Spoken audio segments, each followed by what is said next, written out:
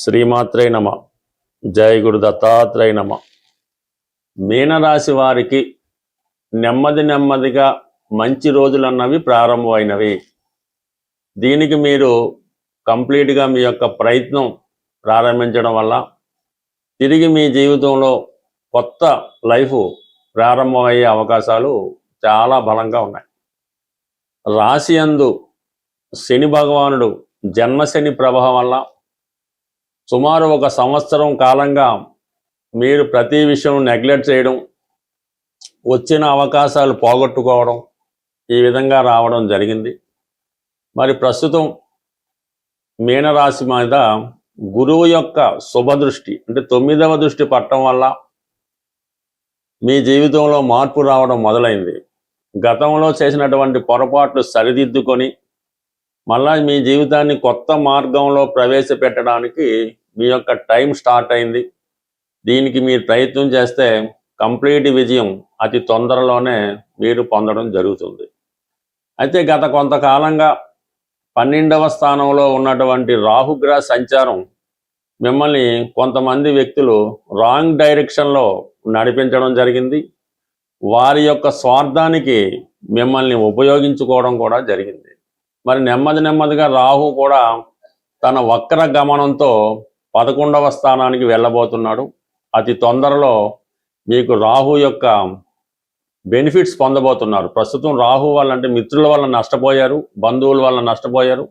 తిరిగి వారి నుంచే తొందరలో ఉపయోగపడడానికి నెమ్మదిగా రాహు మీ నుంచి వెనక్కి వెళ్ళడం జరుగుతుంది. ఇది కూడా మీరు గమనించడం వల్ల కొంతమంది మిత్రులు కూడా మీకు అంటే మిమ్మల్ని ఉపయోగించుకునే మిత్రులు నెమ్మదిగా దూరం అవడం జరుగుతుంది. ఇంకా ప్రధానంగా ఈ వారం పరిశీలించినప్పుడు చతుర్థ స్థానం అందు ఏర్పడినటువంటి బుధాదిత్య యోగం, ఇది ఒక విధంగా రవి బుధుల కలయిక 4వ స్థానంలో ఏర్పడినప్పుడు మీలో ఉన్నటువంటి నైపుణ్యానికి తగిన గుర్తింపు ప్రాధాన్యత రావడం జరుగుతుంది.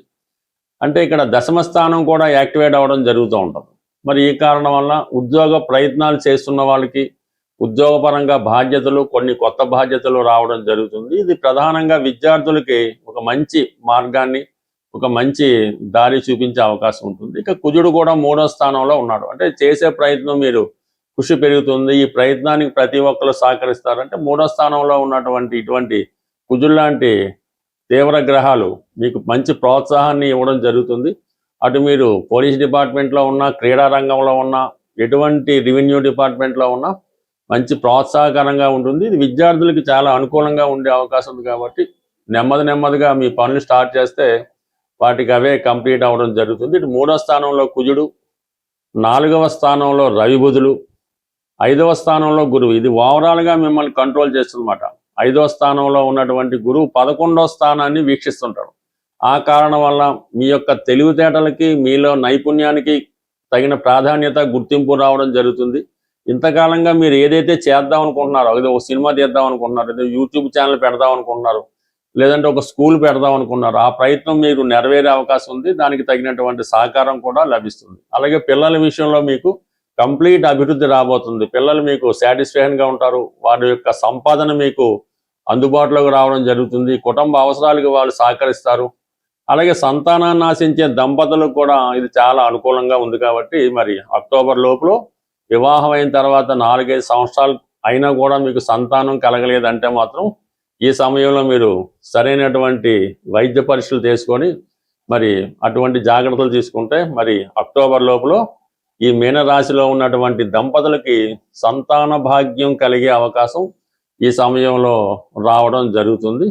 ఇక ఈ వారం గ్రహాలు పరిశీలించినప్పుడు గ్రహాలన్నీ కూడా 6, 12 స్థానాల మధ్య ఉండిపోయి 6వ స్థానంలో శుక్రకేతువులు, స్త్రీలతో విరోధం, అలాగే ఈ రాశిలో ఉన్నటువంటి స్త్రీలకి అనారోగ్యపరమైన సమస్యలు, ఇతరుల చేతిలో మోసపోవడం జరిగే అవకాశం ఉంది. ఇక 12లో ఉన్నటువంటి రాహు కొంతవరకు ఇతరుల గృహంలో స్టే చేయడం కానీ, ఇతరుల మీద ఆధారపడడం కానీ, కొన్ని అసాంఘిక కార్యకలాపాల్లో పాల్గొనడం కానీ, అంటే సంఘ వ్యతిరేక ఇలాంటి ఏదో పేకాట, జోదం ఇలాంటి వ్యసనాలకి బానిస అవ్వడం కానీ జరిగే సూచనలు ఉన్నాయి. కాబట్టి ఈ 2 విషయాల్లో మీరు స్త్రీలతో విరోధం తెచ్చుకోవడం కానీ, వాళ్ళతో విరోధం పెంచుకునే ప్రయత్నం చేయొద్దు. 12వ స్థానంలో రాహు ఉండడం వల్ల ఇతర వ్యామోహాలకి లొంగిపోవడం అంత మంచిది కాదు. బట్ ఏదైనా ఈ రాశి వారు నిరంతరం మరి సుబ్రహ్మణ్య స్వామిని కానీ, శని భగవానుడు కానీ, సూర్య భగవానుడు కానీ ఆరాధించడం వల్ల మీ జీవితంలో ఎదురయ్యే సమస్యలకి పరిష్కారం లభించే అవకాశం ఉంది.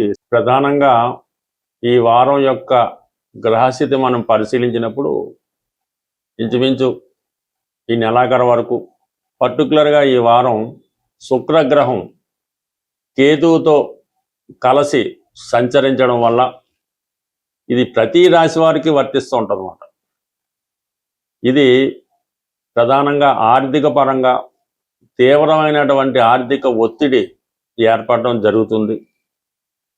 స్త్రీలతో విరోధం రావడం జరుగుతూ ఉంటుంది. అలాగే మీరు స్త్రీ అయి ఉంటే వ్యక్తిగతంగా మీ ఆరోగ్యం ఇబ్బంది పడడం కానీ, ఇతరుల చేతిలో మోసపోవడం కానీ జరిగే అవకాశం ఉంది. ఇది ఏ రాశితో సంబంధం లేదు. ఈ శుక్రుడు ఈ విధంగా ఉన్నప్పుడు కంప్లీట్గా ఇటువంటి ఇబ్బందులు ప్రతి ఒక్కరికి రావడం జరుగుతూ ఉంటుంది. సో ఈ సమయంలో మీరు చేయవలసిన పరిహారం ఏదైనా అంటే కంప్లీట్గా ఇది ఒక రోజుతో సరిపోదు. శుక్రవారం ఒక 6 శుక్రవారాలు కంటిన్యూగా చేసుకోవలసి ఉంటుంది. సాయంకాలం సమయంలో అంటే సూర్యాస్తమం అయిన తర్వాత ఏదైనా ఆంజనేయ స్వామి వారి ఆలయం కానీ, సుబ్రహ్మణ్య స్వామి వారి ఆలయం అయినా పర్వాలేదు, సాయంకాలం పూట ఒక ఎరుపు రంగు పువ్వులు, మందార పువ్వులు కానీ, గులాబీ పువ్వులు కానీ చాలా ఫ్రెష్గా ఉండాలి, ఒక 6 తీసుకొని ఆ హనుమాన్ దేవాలయంలో స్వామికి సమర్పించవలసి ఉంటుంది. అలాగే బాగా సుగంధపూరితంగా ఉన్నటువంటి అగరబత్తీలు అన్నమాట. అంటే కామన్గా వెలిగిస్తే మొత్తం చుట్టుపక్కలంతా వ్యాపించే విధంగా కొన్ని అగరబత్తీలు ఉంటుంటాయి కదా, అటువంటి ఒక ప్యాకెట్ ఆ స్వామివారి దేవాలయంలో ఇచ్చి అవి అక్కడ వెలిగించడం, అంటే ధూపం వచ్చే విధంగా వెలిగించడం వల్ల మరి మీరు ఆ దేవాలయంలో కూర్చొని లక్ష్మీ అష్టోత్తరం కానీ, శ్రీ సూక్తం కానీ, కనకదార స్తోత్రం కానీ సైలెంట్గా పఠించడం వల్ల కంప్లీట్గా మీకు ఈ 6వ వారం వచ్చే లోపల ఈ యొక్క ధనలాభం కలిగే, అంటే ఎప్పుడైతే ఒక వ్యక్తికి ఈ స్త్రీల నుంచి విమర్శలు రాకుండా, స్త్రీలతో శత్రుత్వం లేకుండా, స్త్రీల యొక్క అనురాగం కానీ వాళ్ళ యొక్క ప్రేమని పొందినప్పుడు ఆటోమేటిక్గా ధనం కూడా ఆ విధంగా వాళ్ళని ఆకర్షించడం జరుగుతూ ఉంటుంది. అందువల్ల ఈ సమయంలో మీరు ఈ 6 వారాలు కూడా స్త్రీలతో, అంటే తల్లితో కానీ, చెల్లెలతో కానీ, అక్కగారితో కానీ, ఈవెన్ ఎవరితో కూడా శత్రుత్వం పెంచుకోకుండా కంప్లీట్గా మీరు ఈ నియమం పాటించడం వల్ల మీ జీవితంలో కంప్లీట్ మార్పు రావడం జరుగుతుంది. గురువు బలంగా ఉన్నప్పుడు కూడా మనకి పరిహారాలు చేయనప్పుడు అవి ఫలిస్తూ ఉంటాయి.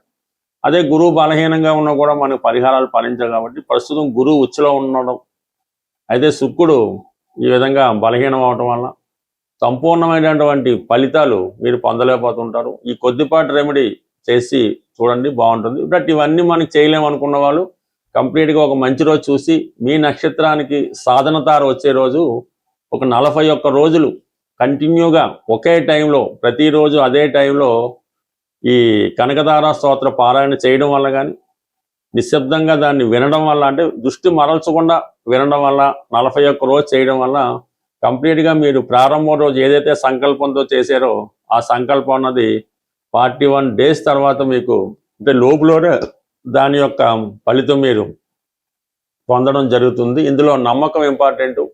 బట్ ఏదైనా మీ గృహంలో ప్రతి శుక్రవారం లక్ష్మీ అమ్మవారి ఫోటోకి ఎరుపు రంగు పూలతో అలంకరించి వెండి గ్లాసులో, అంటే వెండి పాత్రలో పాలు నైవేద్యంగా పెట్టి అందులో కొద్దిగా బెల్లమో పటిక పందారు వేసి ఆ ప్రసాదాన్ని మీరు తీసుకోవడం వల్ల కంప్లీట్గా మీకు ఈ గృహంలో ఉన్నటువంటి ఆర్థిక సమస్యలు కంప్లీట్గా తొలగిపోవడం జరుగుతుంది. ఒకటి చిన్న విషయాన్ని మీరు గుర్తుపెట్టుకోండి, మీ కుటుంబంలో, మీ గృహంలో స్త్రీలు ఎంత సంతోషంగా ఉంటే మీ ఫైనాన్స్ పొజిషన్ అంత ఇంప్రూవ్గా ఉంటుంది. స్వస్తి.